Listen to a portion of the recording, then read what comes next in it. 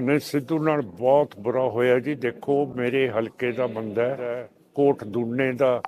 ਉਹਦੇ ਫਾਦਰ ਸਾਡੀ ਪਾਰਟੀ ਦੇ ਜਥੇਦਾਰ ਸੀਗੇ ਤੇ ਬਹੁਤ ਉਹਨੇ ਅੱਛਾ ਕੰਮ ਕੀਤਾ।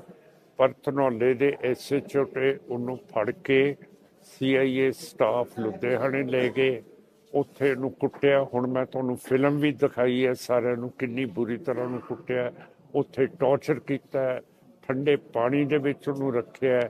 ਤਾਂ ਚੀਫ ਮਿਨਿਸਟਰ ਦੇ ਨਾਲ ਗੱਲ ਕਰਾਈ ਹੈ। ਚੀਫ ਮਿਨਿਸਟਰ ਨੇ ਕਿਹਾ ਕਿ ਤੂੰ ਇਹ ਕੰਮ ਛੱਡ, ਜਿਹੜਾ ਤੂੰ ਸਰਕਾਰ ਦੇ ਖਿਲਾਫ ਗੱਲਾਂ ਕਰਦਾ ਹੈ। ਉਹ ਕਹਿੰਦਾ ਜੇ ਤੁਸੀਂ ਠੀਕ ਕੰਮ ਕਰੋਗੇ ਤਾਂ ਮੈਂ ਠੀਕ ਗੱਲ ਕਰੂੰਗਾ, ਮੈਂ ਝੂਠ ਨਹੀਂ ਬੋਲ ਸਕਦਾ। ਪਰ ਉਸ ਦੇ ਬਾਵਜੂਦ ਚੀਫ ਮਿਨਿਸਟਰ ਜਿਹੜੇ ਇੱਥੋਂ ਦੇ MP ਰਹੇ ਹੈ, ਜਿਹੜੇ ਇੱਥੋਂ ਇਸ ਹਲਕੇ ਦੇ ਚੀਫ ਮਿਨਿਸਟਰ ਹੈ, ਉਹ ਆਪਣੇ ਹਲਕੇ ਦੇ ਬੰਦੇ ਨੂੰ